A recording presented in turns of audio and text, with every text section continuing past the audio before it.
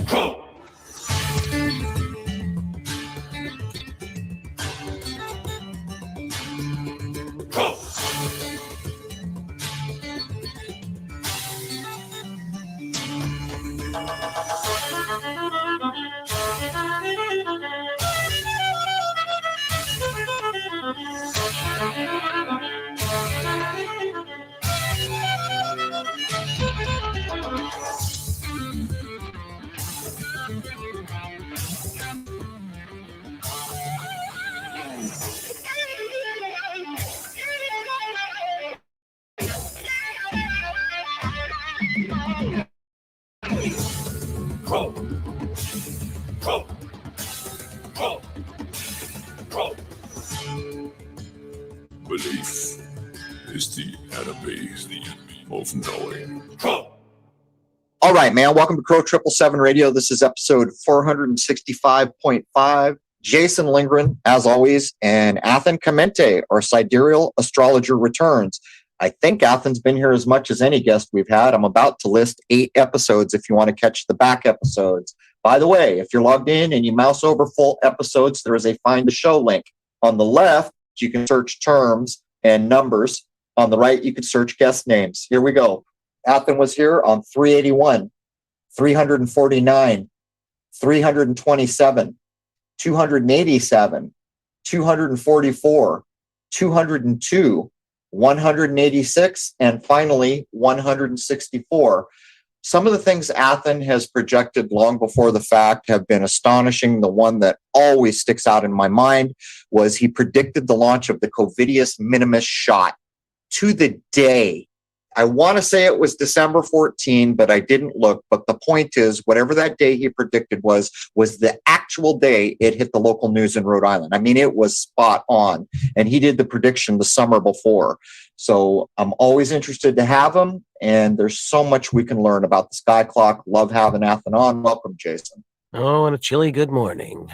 Chilly schmilly, man. I woke up to 13 degrees this morning. Ridiculously cold. 13 whole degrees? 13 whole degrees. I think they quit doing partial degrees when you get below 20. No, I'm kidding. Anyhow, welcome back, Athen. It's been a long time.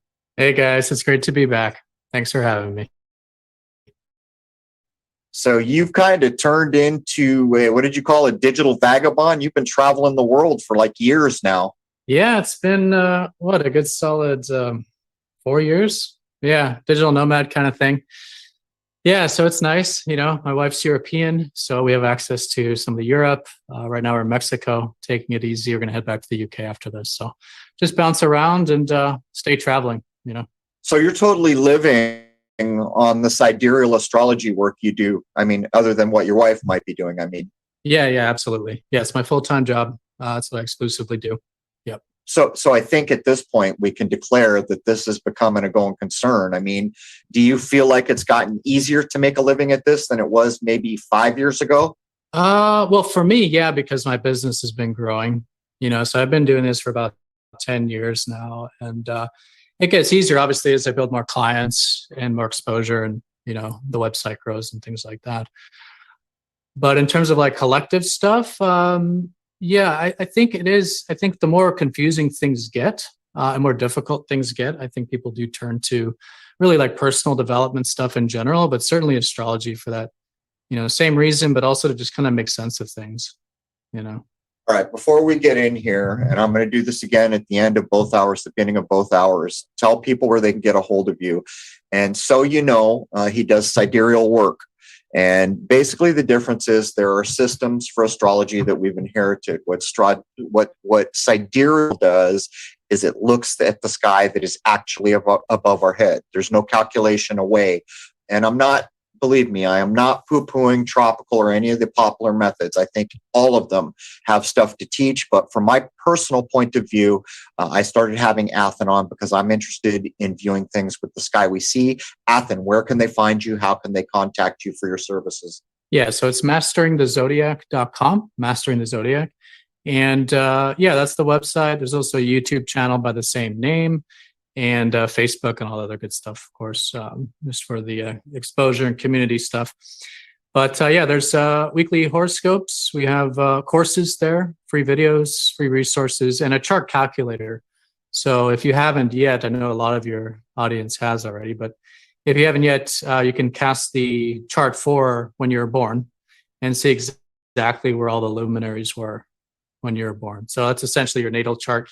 And it's supposed to be a sort of the seed that was planted when you were born, So if you consider that we're part of, we're living in these cycles, and the luminaries are telling us what time it is and where we're at in these cycles, you can see where the cycle was when you were born and what that life energy. And so from there, you can see your life path, personality stuff, typical things on that level. But I like to use it mostly for personal development. It brings up, I want to get your point of view. Over the course of what we've done here on this podcast, it had occurred to me with all the reading around the topics that you and I are about to talk about. It seems to me that in a time gone by, there was a better idea like most of us now say, okay, I was born on this day, and that's where we start doing it.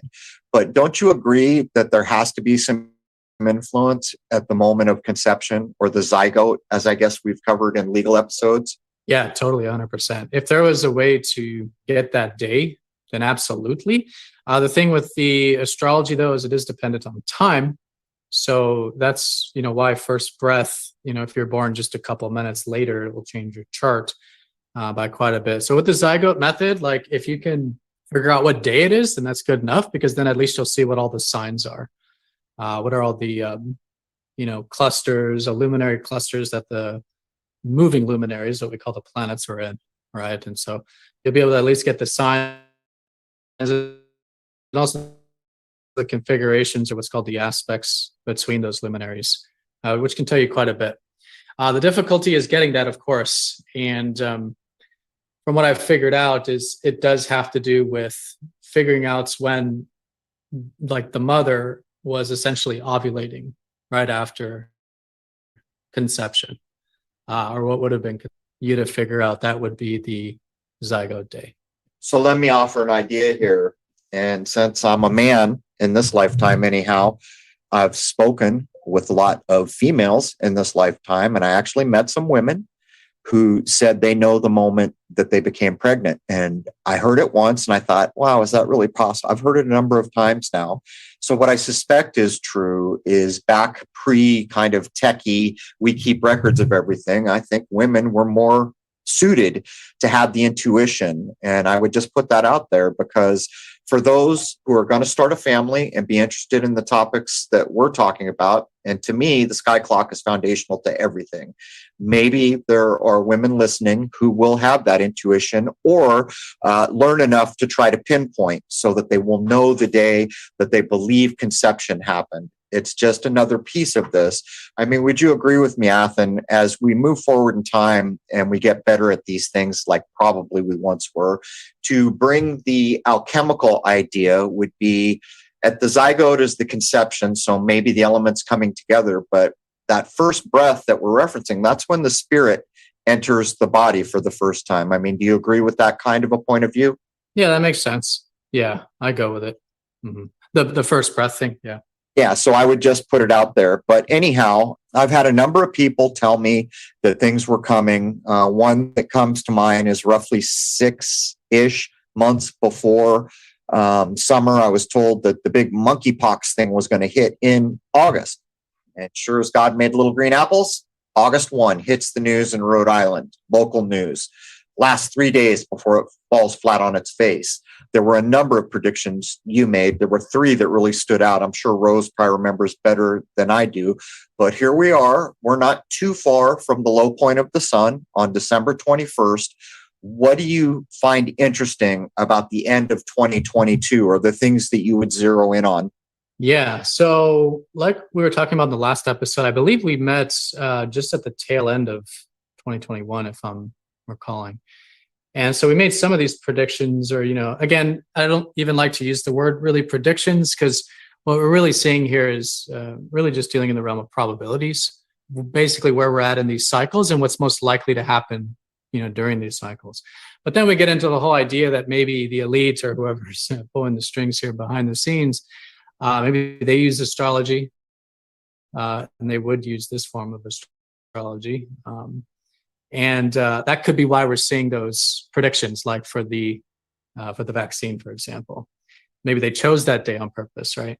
So the prediction I used kind of loosely, but the key takeaway here is where we're at in these cycles, and what does the weather kind of look like collectively for everybody, and what's most highest probability wise. And I did, if you go back and listen to that episode, I was talking about the Mars and how Mars is playing a big role, and I was hoping that it wasn't war. And I was trying to, communicate. It wasn't something like shenanigans over there in Ukraine.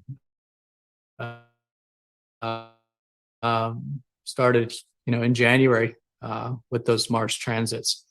So Mars is the big player this year. He is the luminary of war and fighting. But it's not just that. It's also really claiming independence and asserting ourselves and all that good stuff, which has been going on these past few years with Uranus, which we'll talk more about. But anyways, right now he is retrograde, so he's appearing to be moving backwards in the sky, and this has been since October 30th. Okay, and this is likely, again, kind of going back. It's symbolic for going back and redoing or reevaluating events that are Mars related. And the most recent one just happened, I think, a couple of weeks ago, and it was when Mars was really squaring up. So this is like a clash as a square, and he was squaring up to a lot of these planets. And sure enough, that's where there's like a missile that struck Poland, actually, and would have, if you follow the news there, again, it was about a week or two ago, it got close to getting really heated with, blaming Russia and stuff, and basically escalating the war. Luckily, that didn't happen. Okay. And the U.S. is really trying to push for it, though. The media, at least the U.S. media, just came out and started blaming Russia right away. Turns out it was Ukrainian. Okay, so things cooled off there. But it's little things like that. It's just a bit iffy. It's getting reworked, and I'm not expecting anything too major. But the January time is interesting. Again, not trying to instill fear or anything like that, but that is where the energies do start to shift again. Because that is when Mars will go direct, where he'll finish his retrograde time period, which will be about January 13th there. Okay, so things do start to move forward there from that time onward. Then he will, do his squaring one last time, because during retrogrades, it's basically you have to have a sort of 3 contacts. And so that's going to be around this March 12th, March 13th kind of time period. So if we can get through this area with Mars, in regards to the kind of Mars-related stuff we've seen this year, we can get past that March, then things should be easing up there. Okay. So I am expecting that from that point onward, hopefully things do get resolved with any types of tensions over there in Europe and stuff like this. Okay. Again, not a prediction, but it would be nice. Yeah. One of the last 2 times you were on, you had mentioned something to the effect that the bad guys are going to have to use deception from now on, that the energy that they were using to push Covidius Minimus and all that other crap was over for them. Where do we stand with that right now? Yeah, exactly. I mean, I see that continuing. Yeah. So that's the Pisces transits we have going on. So yeah, so right now Jupiter is going to be transiting, has been and will continue to transit Pisces up until the end of May. Okay, so between now and about May 25th, 26th, around there. And so this is, a time where it's supposed to be illuminating a lot of the deception, a lot of things that are normally hidden from us. Jupiter does tend to kind of expand. But at the same time, he can also create a lot of disillusionments in, himself. And so it is actually a good time if you were, let's say, these elite or whatnot, trying to use deception. They would try to certainly do it during these time periods. So there's probably, and we can see that there's a lot going on behind the scenes. There's a lot of deception being tried. But I think in the larger scope, in the larger cycle, people are becoming more and more aware of this stuff, and that's just a trend that I see continuing from here on out. Let me make a couple statements here. The first thing I want to point out is that we're referencing what the mainstream news puts out. We're talking all about deception. We're not really addressing at all whether or not the news is true. That's not the point. When the news does what the news does, there's an agenda. And I think that should be clear. Rose pinged me and she mentioned that Athen had also predicted that crazy Kabul pullout. And I'd forgotten about that. But let me zero back in. You gave dates for, I think it was Mars coming out of retrograde, almost right on the equinox. Well, it'll be coming out on January 13th of next year. What did you say about Mars and March? Oh, March. Oh, right. So that's where Mars will be squaring the sun and the fast-moving planets for the last time. So this is a theme that's been going on with Mars activated this year. And so that's going to be the last major square with Mars in this cycle. So that's what I'm expecting, a bit of that clash or a bit of that tension happening around that time. But then things easing up after that. So what I was going to point out there, Athen, for where I am, as we're coming into that last square, it sounds like you're saying just barely before the equinox. I have not checked the true equinox where I am, but I would be willing to bet it's on St. Patrick's Day. I'm assuming that's probably the 17th, but again, I'm forecasting without looking.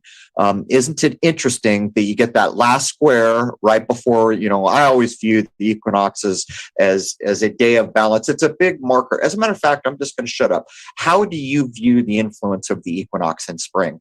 Yeah, just as that, it is the new, well, it's not the new beginning, right? So I believe that the cycle starts during the solstice, the winter solstice in the northern hemisphere, right?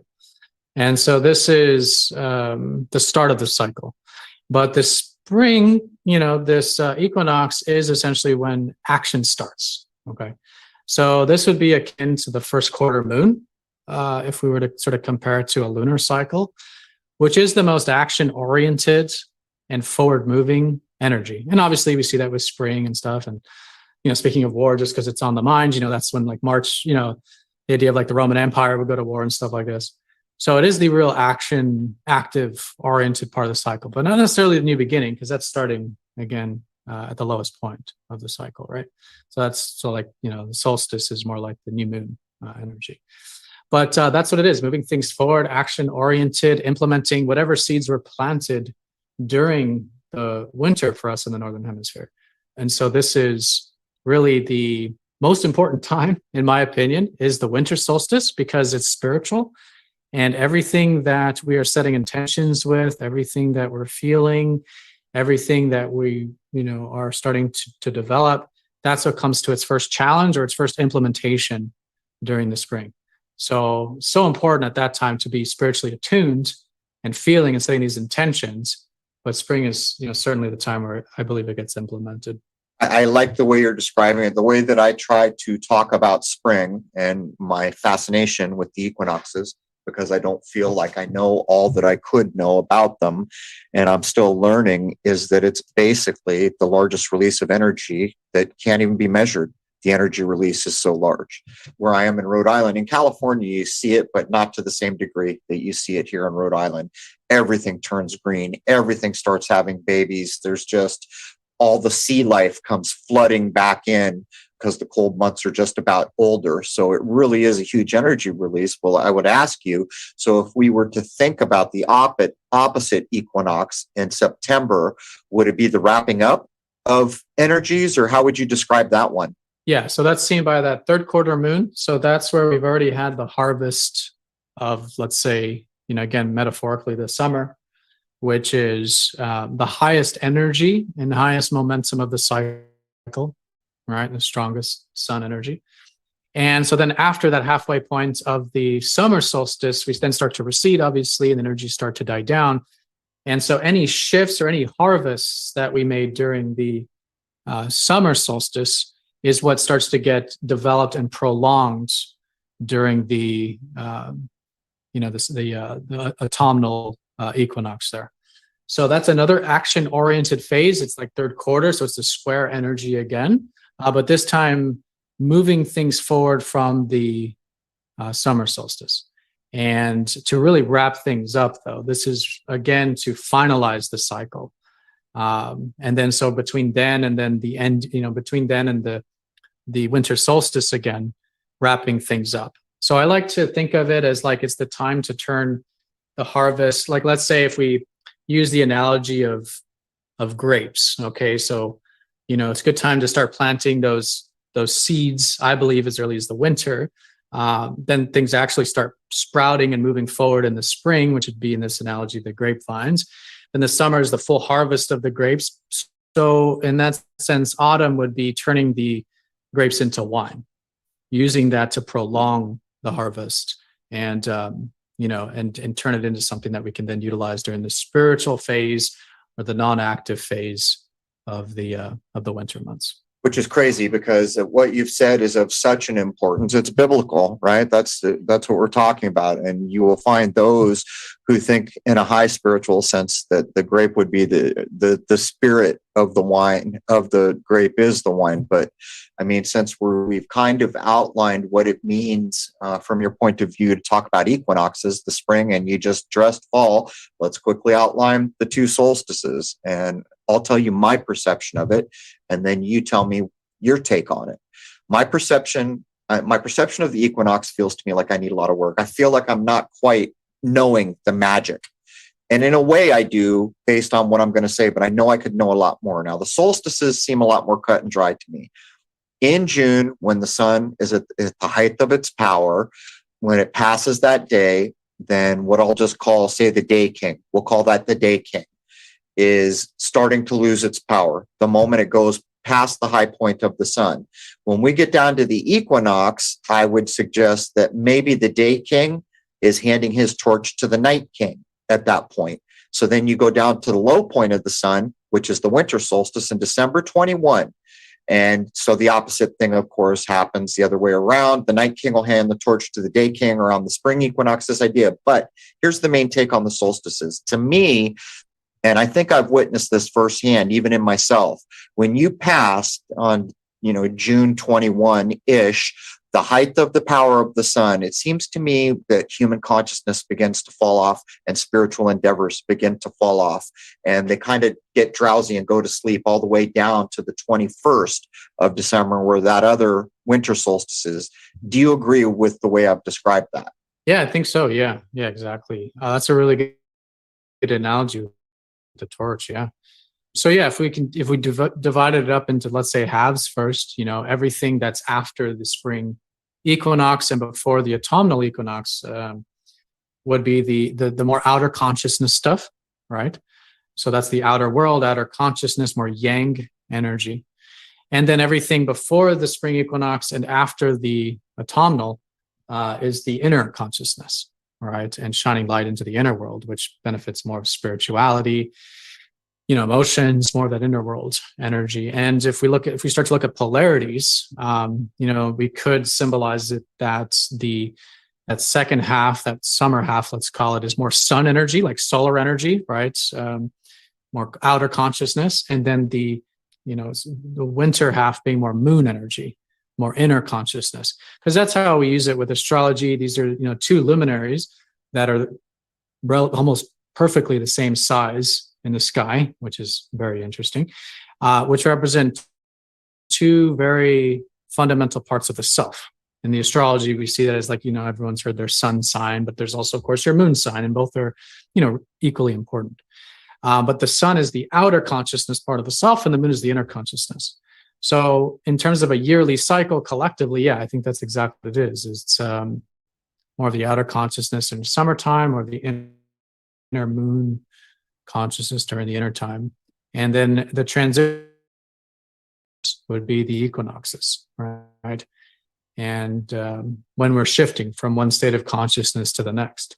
And that's why the fall is it's going from the consciousness to the unconsciousness, to the unconscious, to the underworld, and that's very symbolic of that. And then of course we have the opposite for the spring. So yeah, those are the transition points, are those equinoxes.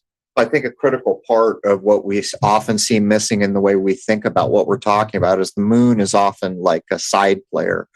But, Rudolf Steiner and others have made some pretty bold statements about the phase of the moon and where it is in the cycle, having to do with whether or not you're going to be reincarnated here or go somewhere else.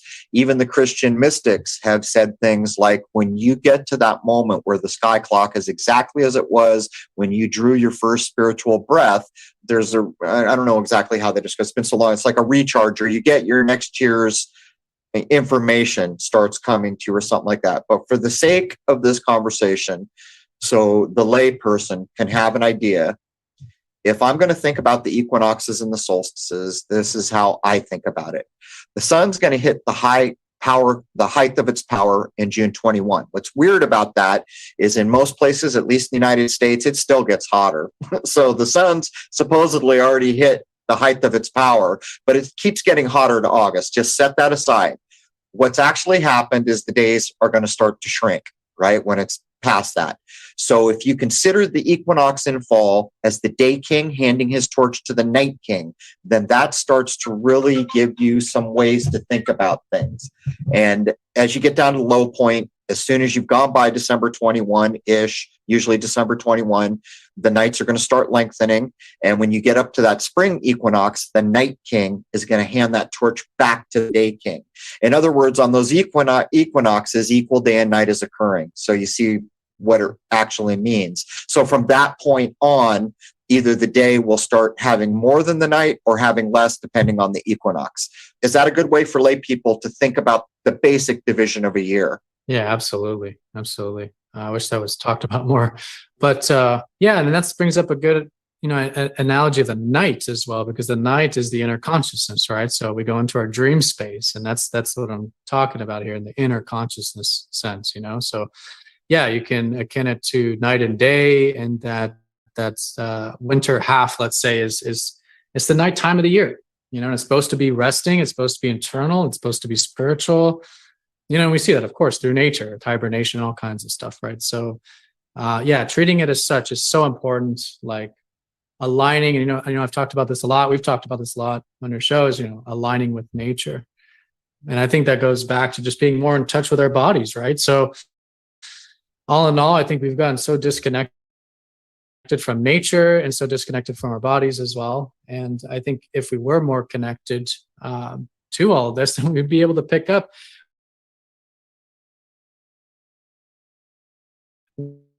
when we're pregnant, or these things that are very important, these things of connecting more to our natural selves, and I think is the simplest: going outside, grounding yourself, being in nature. And it's interesting because what you're saying is true.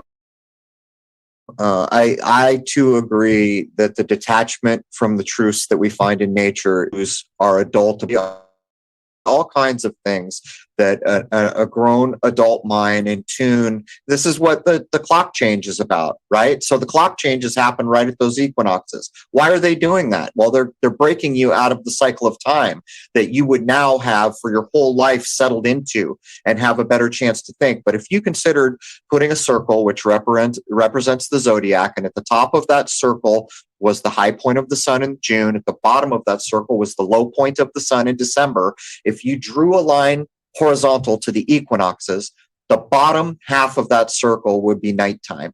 The top half of that circle would be daytime. And these are important ideas because, as we've talked about, so much of our programming, literal programming in this world, happens in the fall. And for the longest time, I always just think, well, why is that? And then I finally realized why that is.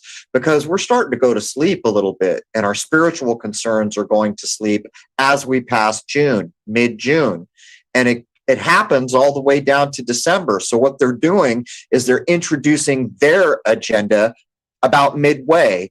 So as the Day King is handing his torch to the Night King, here they come. New TV programming, 9/11, all the fall kind of programming things. And I just think that these are critical things to point out to folks, because in the course of a year, if you want to pay attention, to me, it is critically after you go by June 21-ish, all the way down to Christmas time, is when you need to keep your spiritual concerns and your mind sharp. Would you add anything to those ideas?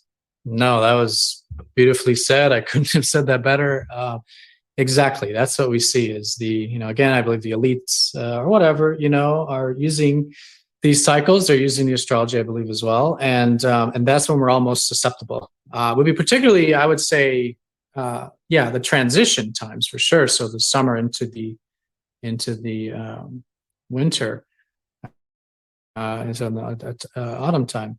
But that lowest point decreasing, so to speak, going into that December 21st, that's when we're most susceptible. And all those programs and, seeds being planted, that actually can give us a foresight into what we might expect for this year. Now, the year actually starts on the December 21st, right? So I'm not saying years in January, I'm talking years in.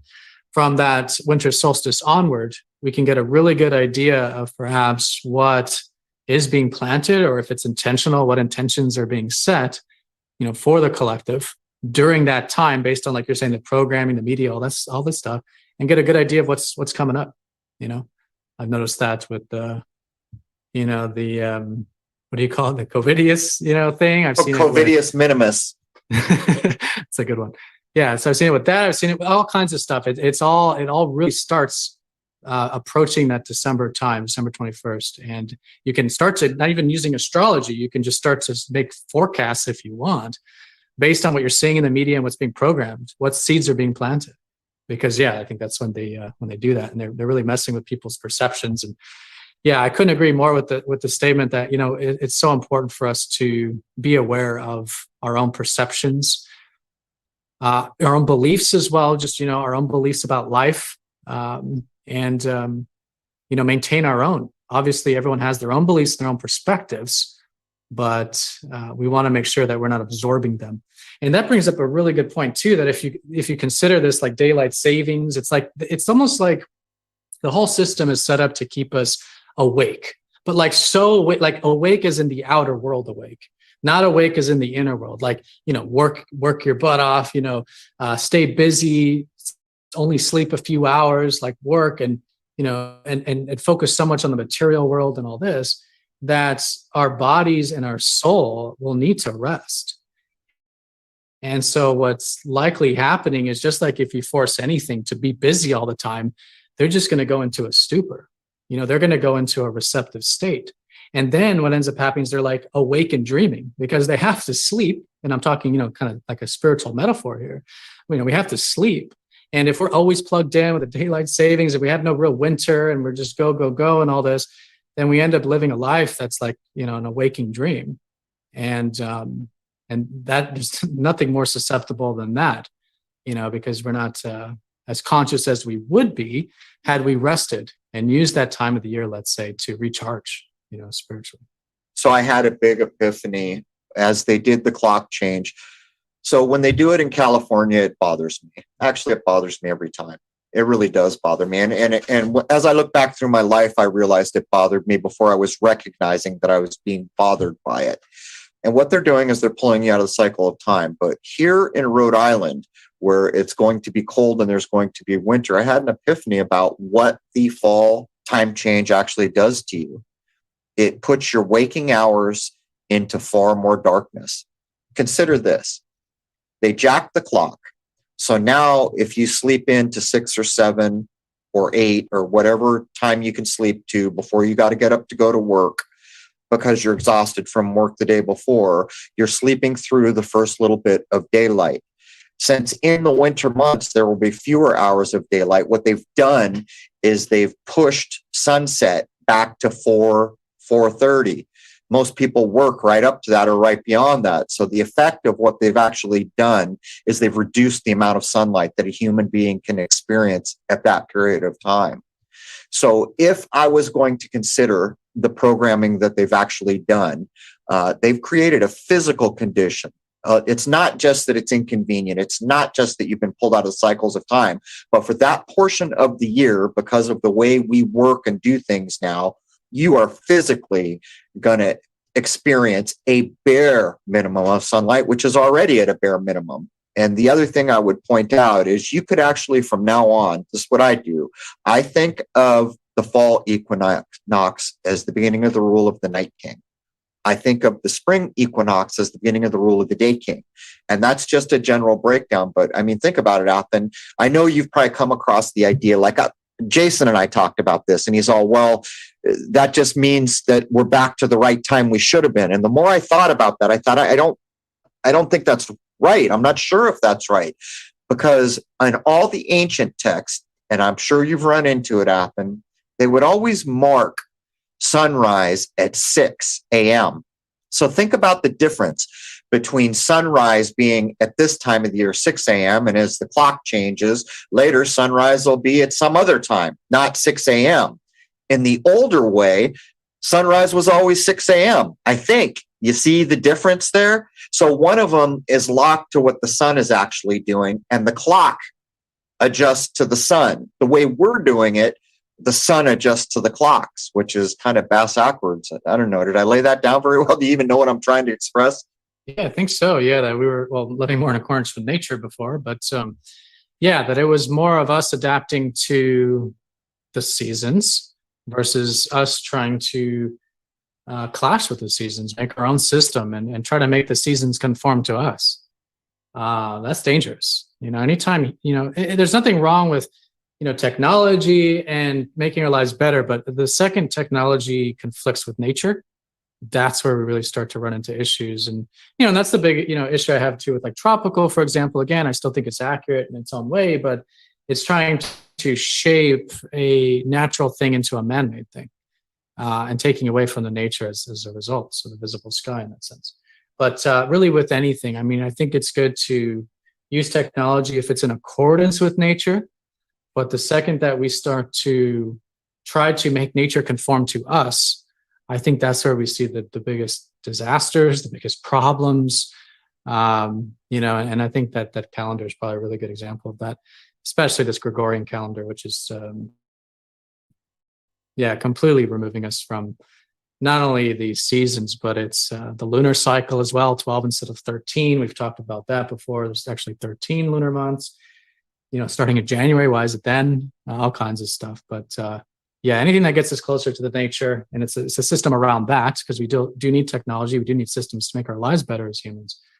But it needs to be putting the nature first, or the natural world first, and conforming to that, versus the other way around. Is that what you were saying about the calendar? Is that kind of trying to distort nature to make it our own? Yeah, it's, this is the story. It's actually the overall story of techno. What we have just addressed here is the reason for cell phones, one of the distorting reasons.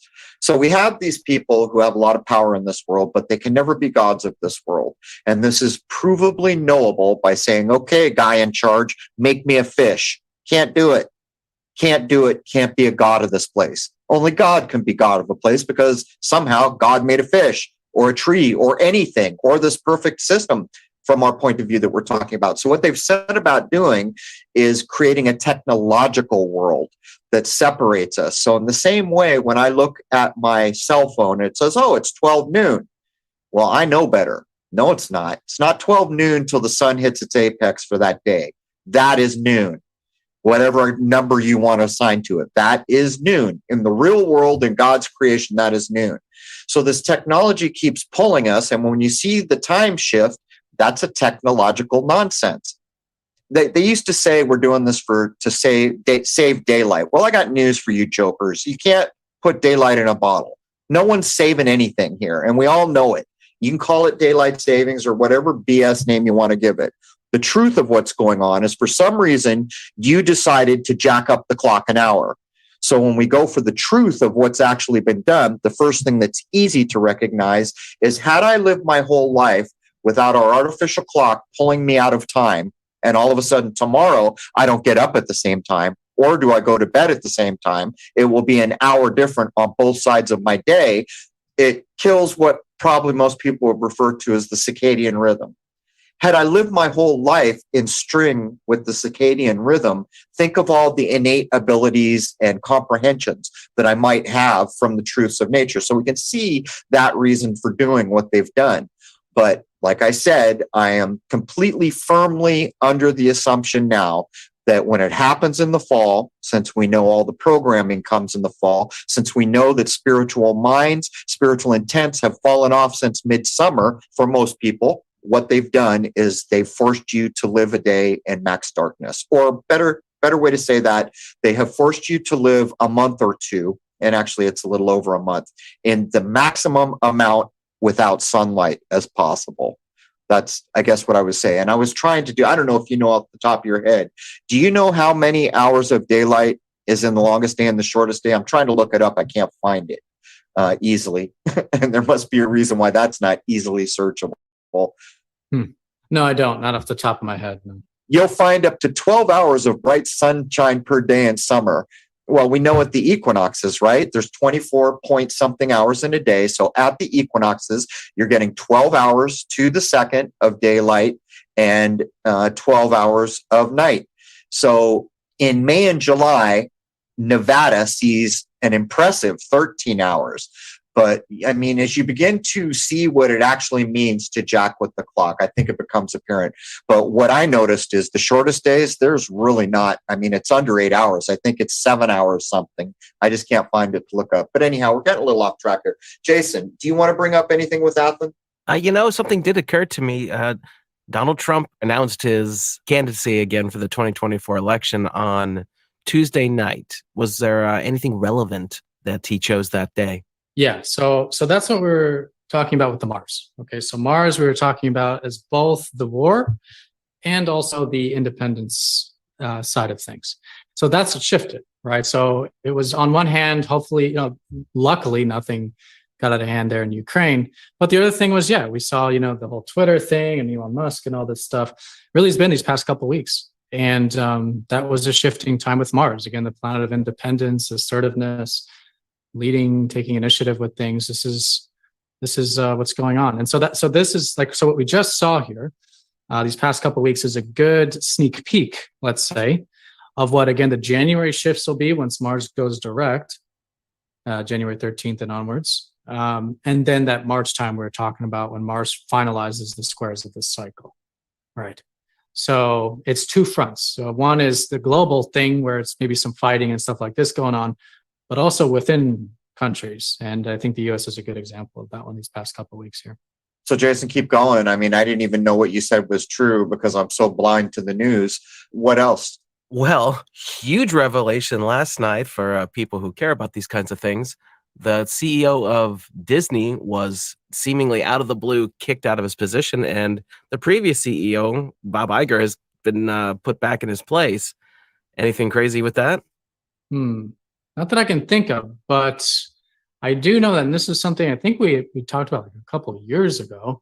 And I don't know if it's related specifically to Disney, but it just kind of comes to mind here, is this whole kind of idea of like tech wars. Like I think what we're seeing with Uranus and Aries. Okay, so Uranus is the planet of change and freedom. It's the planet we discovered in the mid 1700s once all the freedom movement started around the world. So it's symbolic for that revolutionary energy.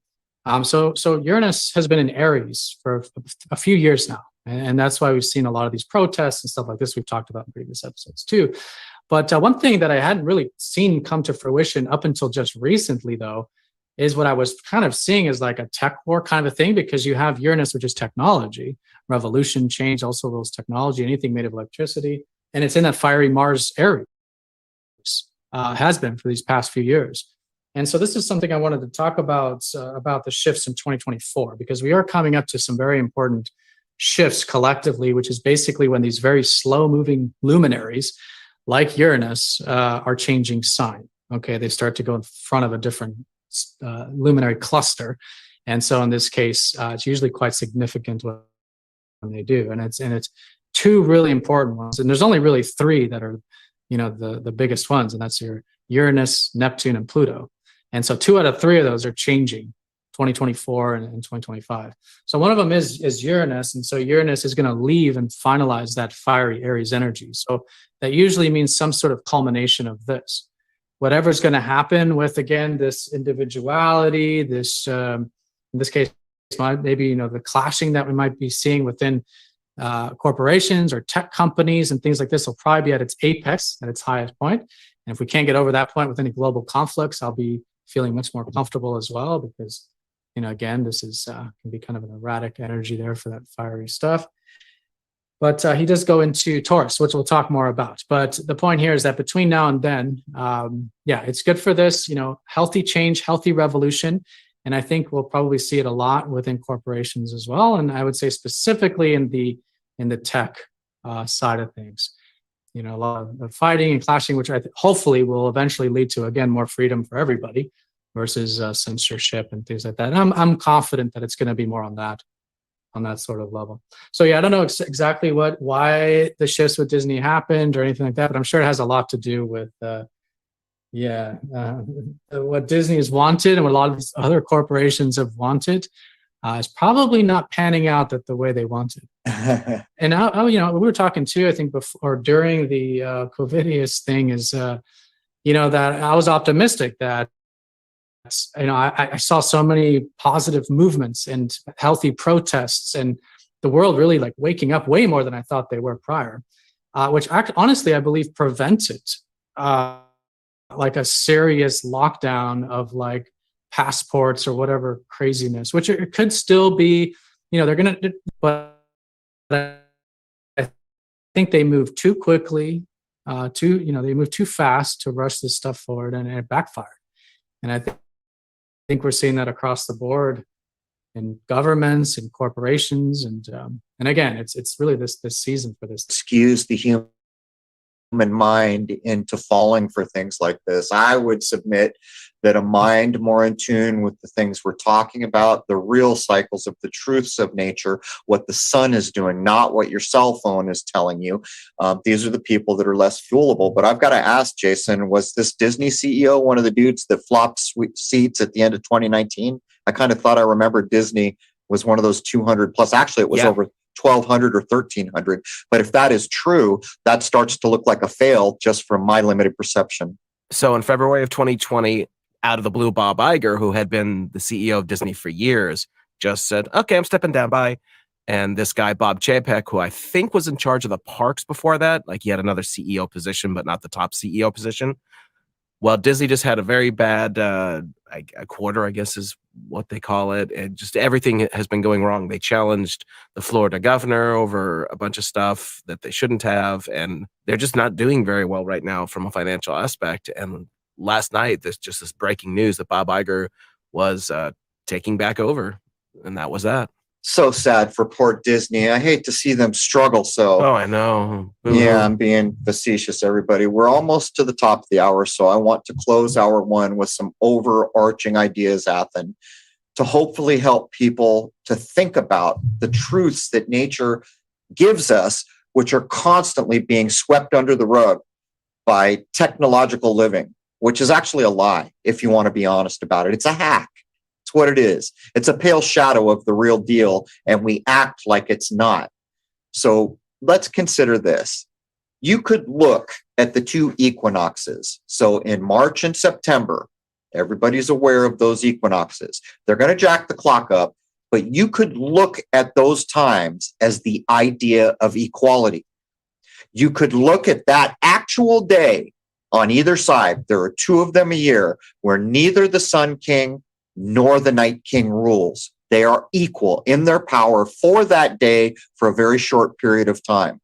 Now think about this, and I want to get your, if you think I blow it, I want you to tell me I blew it, Athen. But I've always considered that the equinoxes are a bit like the equator, and here's why.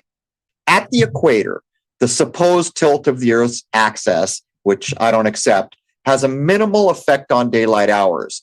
If we took a city like Singapore, which is within 100 or 200 miles of the equator, the number of daylight hours in an entire year varies by 10 minutes.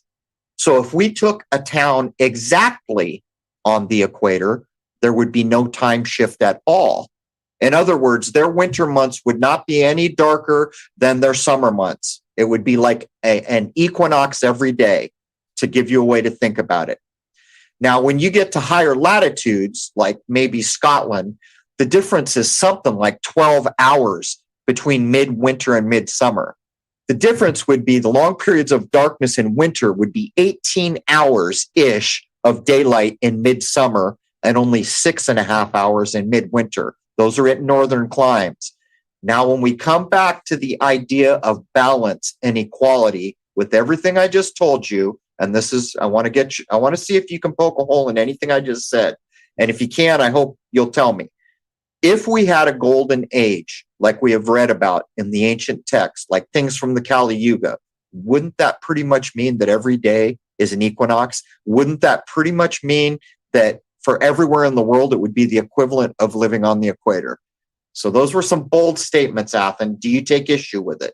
Well, I've thought about something similar that, if you look at Greek mythology or just history, there was this idea that, we do go through these ages. And of course, the Hindus have their own as well. But I use the Greek one because we can relate to it the most, because we can see it as the Jupiter time and the Saturn time, right? And so the story goes that, during the, when it was ancient Greece times, it was the Jupiter era.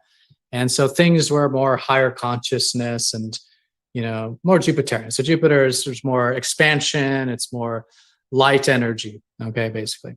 And Saturn's the yin to that. So that's a period where it's definitely more dense and more physical and stuff.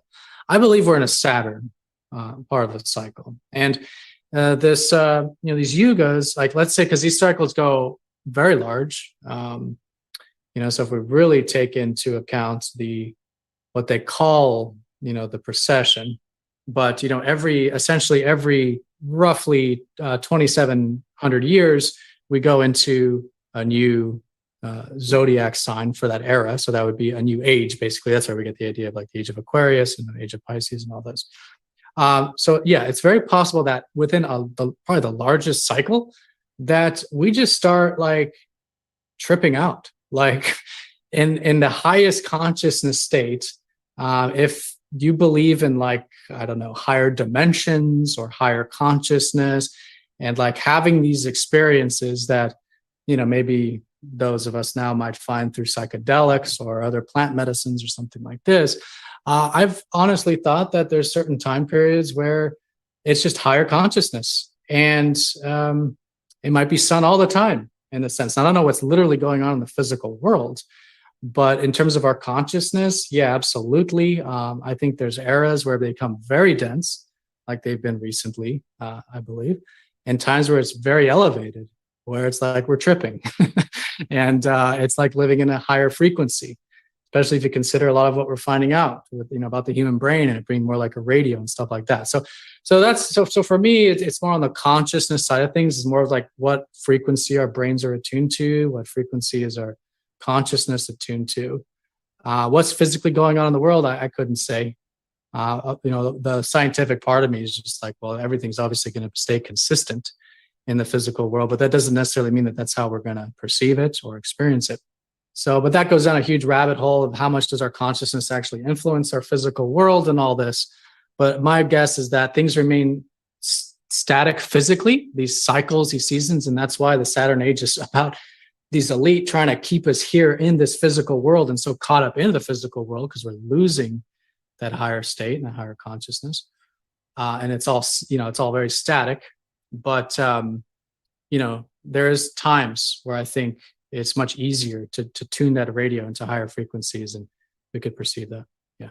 So let me jump in here, Athen. We're at the top of the hour. Can you quickly give people your information where they can find you and your services again? And by the way, the videos on YouTube are spectacular every time. Go ahead. Okay, yeah. So it's masteringthezodiac.com and the YouTube is by the same name, Mastering the Zodiac. But everything's on the website there and the chart calculators there, the YouTube, all the videos. So yeah, check it out. Cast your chart, see what it looks like. There's resources there to help read it as well. But yeah, that's a great place to start, is look at what the sky looked like when you were born and what that might mean for your specific life path and life development. All right, there it is. There's hour one of episode 465.5 with Jason Lingren and Athen Comenti, a sidereal astrologer. When we come back, I'm going to take a page from the Reverend Robert Taylor, who wrote both editions and some other books of The Devil's Pulpit. I'm going to open up hour two with some ideas about St. Andrew. Look him up while we're on the break. He's got a cross behind him. I'm going to tell you what that's actually about. And then I'm going to relate it back to the equator, back to the ages we were talking about, and so much more. Anyhow, the first hour is free at crow777radio.com, and members know to log in, and that's CRROW777radio.com. And I'd like to wish you all a happy, healthy, and higher-minded new era, and hope to see you for hour two on the website. There it is, man. Cheers.